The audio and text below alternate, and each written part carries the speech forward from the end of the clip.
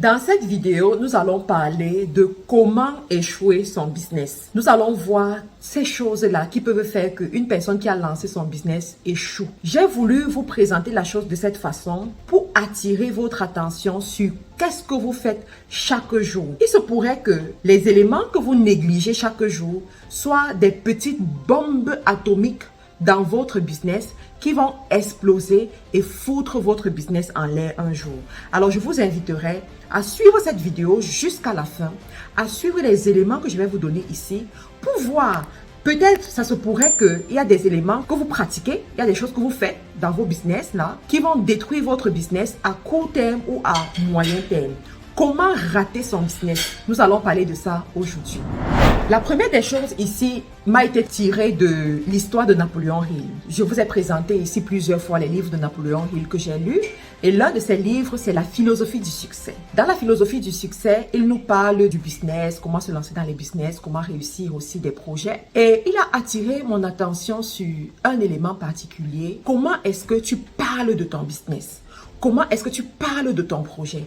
Il raconte que lorsqu'il écrivait, par exemple, son célèbre livre qui est aujourd'hui un classique dans le monde du développement personnel, je cite ici « Réfléchissez et devenez riche » de Napoléon Hill, il explique qu'il y avait deux personnes particulièrement qui lui disaient des paroles encourageantes, des paroles constructives et sur la base de ces paroles-là, il a réussi à lui-même changer son paradigme et à continuer ce travail qui a duré 20 ans au total pour sortir le livre « Réfléchissez et devenez riche ». Et du coup, je me suis dit que mon Dieu, s'il n'y avait pas ces personnes qui, à travers leurs paroles, l'ont aidé à changer son paradigme, si lui-même ne changeait pas son paradigme et commençait à déclarer ce qu'il voulait voir à travers son projet, certainement aujourd'hui nous n'aurons pas ce beau livre qui nous aide tous.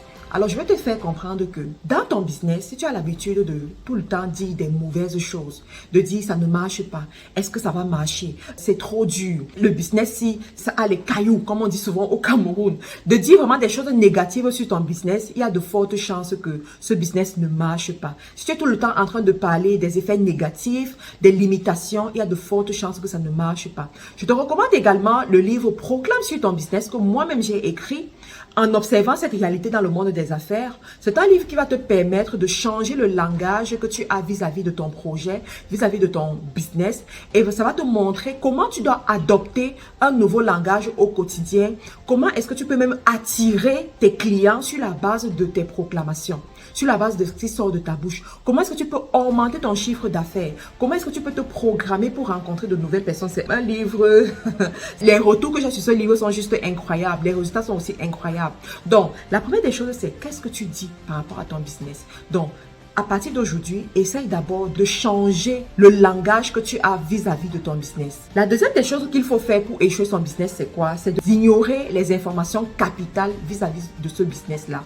Vous savez, tout business a ses codes, tout business a ses réalités, tout business a sa littérature aussi. Alors, il est conseillé quand tu commences une activité de savoir quelles sont les informations importantes, quels sont les noms dits sur la plateforme publique par rapport à ce business, parce que c'est ça qui va te permettre de prendre les bonnes décisions. Dans le livre de l'homme le plus riche de Babylone, par exemple, il dit « N'investissez pas dans ce que vous ne connaissez pas ». En d'autres termes, n'investissez pas dans quelque chose où il vous manque les informations capitales. Mais tu as plusieurs personnes qui vont juste regarder sur Internet, on dit « tel business marche », et sur la base de « on dit », que tel business marche, vont aller se lancer dans un business et vont juste, voilà, avoir beaucoup de problèmes plus tard. La troisième chose à faire pour échouer son business, c'est quoi? C'est avoir une mauvaise politique des prix. Oui, les amis, quand tu as une mauvaise politique des prix, il y a de fortes chances que tu échoues. Alors, c'est quoi la mauvaise politique des prix? Ça veut dire que les prix que tu appliques ne sont pas bons pour que ton business soit viable à long terme. Il se pourrait que les prix que tu appliques sont trop élevés par rapport à la moyenne qui est appliquée sur le marché, alors que la contrepartie ne va pas avec. Par exemple, il y a des gens qui vont fixer des prix trop chers, alors que ce qu'ils proposent ne correspond pas à ces prix. Il y a une inadéquation entre la qualité du produit ou du service et le prix qui va avec. Aujourd'hui, nous sommes dans l'euphorie du high ticket. Tout le monde veut avoir du high ticket, tout le monde veut dire qu'il fait du high ticket, tout le monde veut avoir une offre high ticket. Sauf que parmi la plupart de ceux qui parlent du high ticket, qui font du high ticket, leur produit n'est même pas high ticket. Leur service n'est même pas high ticket. Tout ce qui entoure ce produit, ce service n'a rien à voir avec une offre réellement high ticket. Du coup, les clients qui viennent, qui prennent ce produit, qui prennent ce service, tout ce qu'ils bénéficient, c'est quoi? C'est l'insatisfaction, c'est la déception. Et je vous assure, un client insatisfait, un client déçu, c'est un client qui va vous faire la mauvaise publicité, qui ira mal parler de vos produits et c'est sans vente que vous allez perdre, tout simplement à cause d'un client qui a été mécontent ou qui a été déçu. Donc, si vos prix sont trop élevés, ça joue contre vous. Si vos prix sont aussi trop bas, ça joue aussi contre vous parce que si un prix est trop bas, nécessairement, vous ne rentrez pas dans vos marges. Voilà. Vous êtes en train de travailler pour rien. Et j'ai vu beaucoup de gens comme ça vendre des choses. Tout ce qu'ils gagnent, c'est que le stock finit. Le stock finit, mais il n'y a pas de bénéfice. Et on n'arrive même pas à payer pour les charges parce que le prix a été mal calculé. Donc, vous devez bien travailler votre politique des prix, adopter les prix qui correspondent à votre produit, à la qualité du produit, à la qualité du service qui va avec, qui sont en adéquation avec ce qui se passe sur le marché. La quatrième chose à faire pour échouer son business, c'est quoi? C'est ignorer les taxes. Ignorer les taxes. J'ai vu beaucoup d'entrepreneurs se lancer en affaires et ignorer les taxes. Ils pensent que avoir un commerce, c'est juste avoir le bon produit, tout fait pour être visible, tout fait pour vendre la marchandise et voir le stock fini. Non. Il y a la dimension taxe. Et c'est vrai qu'il y a d'autres personnes qui vont te dire que oui, si je ne suis pas enregistré, pourquoi est-ce que je vais mettre les taxes sur mes produits? Aujourd'hui, tu n'es pas enregistré, mais dans 6 mois, tu seras enregistré. Dans 1 an, tu seras enregistré si ton business marche réellement. Et si tu veux te faire vraiment de l'argent, tu es obligé d'être enregistré. Alors, quand tu seras enregistré, qu'est-ce qui va se passer? Tu vas devoir payer les taxes. L'État va t'imposer de payer les taxes. Si tu ne payes pas les taxes, tu expose ton entreprise à la fermeture. Donc, qu'est-ce qui va se passer? Est-ce que tu vas encore te mettre à augmenter les prix et à dire à tes clients que les prix ont augmenté parce qu'il faut payer les taxes? Ça ne fait pas sérieux. Vous voyez? Ça ne fait vraiment pas sérieux en affaires. Donc, quand tu te lances en affaires, tu dois savoir qu'est-ce que la loi dit dans le pays où tu es, ou dans le pays où tu es enregistré, ou alors le pays où tu comptes t'enregistrer. Parce qu'il faut savoir que tu peux te lancer en affaires et tu vis dans un pays, mais ton entreprise est enregistrée dans un autre pays. C'est là où on parle d'entreprise offshore. Donc, si c'est le cas, tu dois savoir quelle est la législation qui régule le commerce dans ce pays-là pour savoir quel est le pourcentage de taxes, en fait, à quel pourcentage sont taxés les produits. Il y a des pays où c'est 10%, il y a des pays où c'est 15%, il y a des pays où c'est 20%, il y a des pays où c'est 30%. D'accord? Donc, il faut savoir que c'est le client qui paye la taxe. Donc, il y a ce qu'on appelle le prix du produit, voilà. Et la taxe qui est la TVA, la taxe sur la valeur ajoutée du produit, que tu vas ajouter et que le client doit normalement payer. Ici au Canada, nous sommes déjà vaccinés par rapport à ça. Ici au Canada, nous savons que tout achat que nous faisons, il y a la taxe à payer. Quand tu vois un produit sur le marché, 10 $, c'est pas 10 $ que tu vas payer, c'est plus de 10 $ parce qu'il y aura la taxe que tu vas payer qui est appelée la TPS TVQ. Donc, vous aussi, dans les pays où vous êtes, vous devez considérer cela parce que un jour, j'ai vu une de mes étudiantes qui s'était lancée effectivement comme ça en affaires, qui était très contente qu'elle vendait, mais lorsqu'elle devait faire sa déclaration, on lui dit, voilà les taxes, son comptable lui dit, voilà les taxes que tu dois payer. Elle dit, quoi? Et c'était plus de 5 000 $. Elle dit quoi? Oui, oui, c'est ce que tu dois payer pour l'État. Et elle n'avait pas cet argent-là. Elle n'avait pas prélevé cet argent à ses clients. Du coup, ce qui était considéré comme son bénéfice, elle se retrouvait en train de payer les taxes avec. Et là, tu n'es pas en affaires. Là, ça ne tourne pas. Parce que tu as travaillé pour rien en fin de compte. Le client qui devait payer ça, il n'a pas payé. Mais toi, tu te retrouves en train de payer ça pour rien. Donc, et on a vu beaucoup de gens même abandonner le business, abandonner le commerce parce qu'ils ne savaient pas qu'il fallait payer les taxes. La cinquième des choses à faire pour échouer ton business, c'est quoi? C'est de négliger la visibilité. De te dire que les clients viendront d'eux-mêmes. De faire aucun effort pour être visible. Et je vous assure qu'il y a beaucoup de clients comme ça. Tu te lances en affaires, tu te dis, j'ai déjà le produit, j'ai le bon fournisseur, j'ai acheté la marchandise, j'ai expédié dans tel point de vente et puis c'est tout. Et tu ne travailles pas ta visibilité. C'est le meilleur moyen pour fermer boutique. C'est le meilleur moyen c'est-à-dire que pour échouer dans ton affaire. Voilà. Dans le business, l'une des deux choses principales à faire, c'est quoi? C'est le marketing. Et dans le marketing, il y a la notion de la visibilité. Tu dois tout faire pour être visible. On n'est jamais trop visible. Vous voyez que par exemple, McDonald's, c'est une vieille entreprise. Nous sommes nés sous cette entreprise. Mais McDonald's continue à multiplier les méthodes de visibilité. Quand tu prends le bus, tu vas voir la publicité de McDonald's. Quand tu prends le métro, tu vas voir la publicité de McDonald's. Quand tu achètes même des journaux, tout ça, tu vas voir leur insigne quelque part. Dans la rue, un peu partout. Ils sont un peu partout. Pourquoi? Parce qu'ils savent que la visibilité est non négociable. Quand tu allumes YouTube, tu vois les publicités de McDonald's. À la télé, les publicités, pourquoi? Parce que la visibilité est non négociable. Cependant, nous avons certains qui arrivent, ils ne veulent pas payer pour la publicité seulement sur Facebook. N'en parlons même pas de Google. Facebook, ils refusent de payer la publicité. Ils refusent de publier régulièrement. J'ai des gens qui me disent par exemple que mais Karine, pourquoi tu publies 3 fois par jour sur Facebook? 3 fois par jour sur Facebook, c'est trop. Je dis mais attends. C'est gratuit. Voilà le moyen d'être visible. À chaque fois que tu ouvres ton Facebook, que tu vois ma communication gratuitement. Pourquoi je vais lésiner sur les moyens par rapport à ça? Donc, il y en a qui ont cette possibilité-là, mais vont publier une fois par semaine. Avec pour argument, est-ce que je vais publier les mêmes choses tout le temps? Mon ami, il faut publier. Ton client a besoin de voir que tu es sur le marché.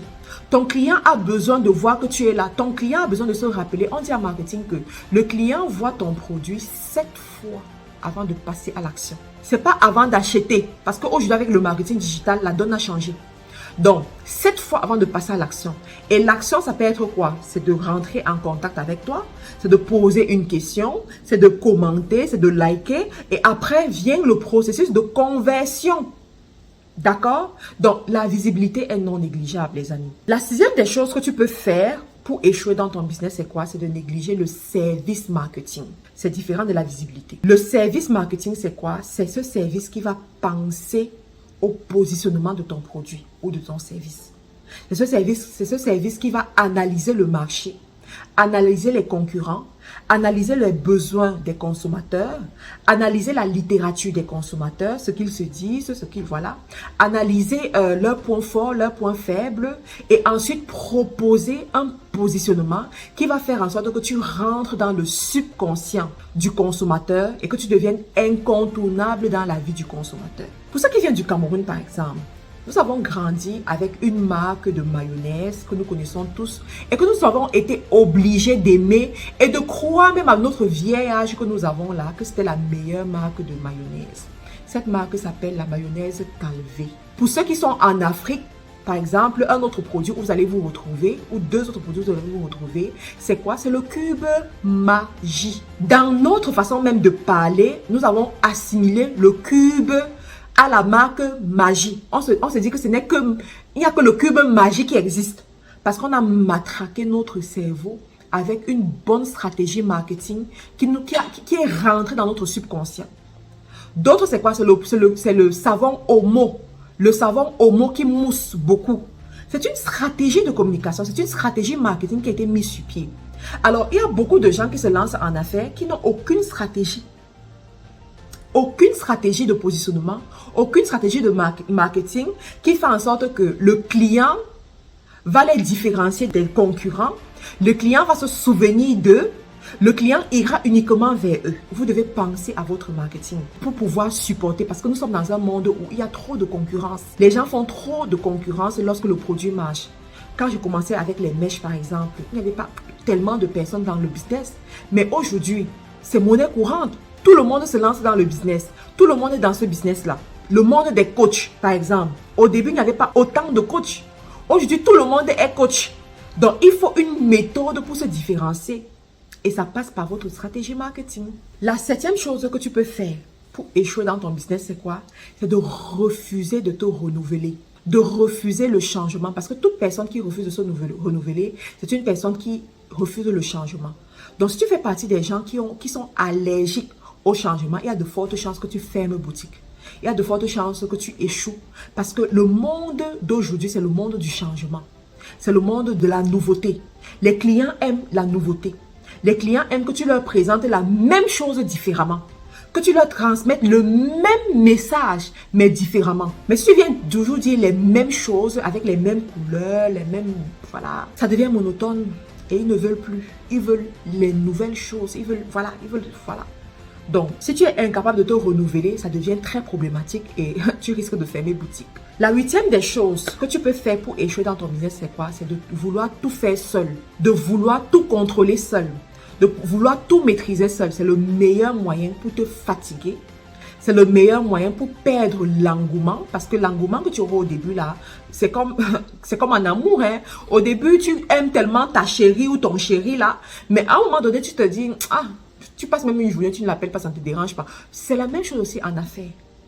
C'est la même chose en affaires. À un moment donné, tu perds l'engouement de ton business. Voilà, tu vois. Mais pour ne pas arriver à ce niveau-là, il faut que tu comprennes que tu dois t'associer avec d'autres personnes. Tu dois travailler avec d'autres personnes. Tu dois recruter d'autres personnes qui vont t'alléger, qui vont te permettre de gagner en temps, qui vont te permettre de gagner de l'argent. Parce qu'une journée n'a que 24 heures. Mais tu peux multiplier. La bonne nouvelle, c'est que tu peux multiplier tes 24 heures fois 10, fois 20, fois 30, dépendamment de ta capacité à pouvoir t'associer avec d'autres personnes, travailler avec d'autres personnes, payer le salaire à d'autres personnes pour booster ton activité. Donc, tu vas me dire en commentaire quelle est l'erreur que tu es en train de commettre dans tes affaires aujourd'hui. D'accord? Il y en a beaucoup d'autres que je peux citer, mais compte tenu du temps, je ne peux pas juste continuer. Donc, pour aujourd'hui, tu vas me dire quelle est cette erreur que tu es en train de commettre, cette chose que tu n'as pas peut-être bien compris, pour qu'on puisse revenir dans les lives, par exemple. Et pour ceux-là qui veulent prendre un rendez-vous d'affaires avec moi, c'est possible. Toutes les informations sont dans la description de la vidéo. Prends rendez-vous, contacte-moi et nous allons passer 30 minutes de conversation, 30 minutes pour parler de ton projet, 30 minutes pour t'aider à avoir la meilleure stratégie pour booster tes activités. Pour ceux-là qui veulent s'inscrire à la formation de Community Management en Côte d'Ivoire, c'est possible. Nous avons un très beau campus là-bas, très grand, avec des enseignants dévoués qui peuvent vraiment te permettre de mieux comprendre cette formation-là pour te positionner parmi ceux-là qui créent de la richesse grâce au digital et qui se font sauvagement de l'argent grâce au digital. Pour ceux qui veulent prendre les produits avec nous, les produits, les thés minceurs, tes ventres plats, les gaines, c'est également possible. Nous livrons en Afrique, en Europe, en Amérique du Nord. Donc, quel que soit le pays où vous êtes, on peut vous livrer. Merci encore pour votre attention qui me fait plaisir, qui m'honore, pour votre fidélité qui m'honore également. On se retrouve dans une autre vidéo. Bye bye. Pour un séjour calme et agréable à Abidjan et à Douala, choisissez MC Home, votre nouvelle agence immobilière. Nous mettons à votre disposition des appartements meublés ultra modernes au bord des routes principales. Bénéficiez d'un cadre sécurisé, entièrement équipé avec une couverture internet haut débit pour un séjour inoubliable. Réservation au Cameroun, plus 237 676 05 17 87. En Côte d'Ivoire, plus 225 07 88 75 24 07. MC Home. Faites comme chez vous.